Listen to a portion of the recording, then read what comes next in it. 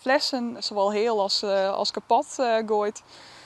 Blikjes, chipspoeden, sokken, orenkleren. Ik is het zo gek eigenlijk net betinken. Nou ja, en ik spul van u wat van u is, dus omlooptegels, nou, pjelm.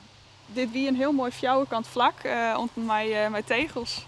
En nou, dat denk een tredde van de tegels mist je ik uit. En dat is ik overal verspreid op het terrein en in het wetter en in het zand vies die ik weer terug. Voor elke training of wedstrijd moeten de clubleden eerst alles opredden en het wetter controleren. Want de binnenalverskaterliepers verwoenen rekken. We rennen hier op lete voeten, dus het is gewoon gevaarlijk dat glas je leidt en dat je kapotte blikjes in het zand bent lezen. Dan denk je dat je alles oprijden hast en dan stapt er toch eentje die stapt erin. Nou, die had direct de voet in. Dat is een oproep. Ik vind het prima dat je hem je zwemmen als wij je net binnen. Maar als je hem troep hebt, roem je het alsjeblieft op, want wij willen wel graag veilig sporten kunnen. En wij willen gewoon de veiligheid van onze leppers garanderen kunnen.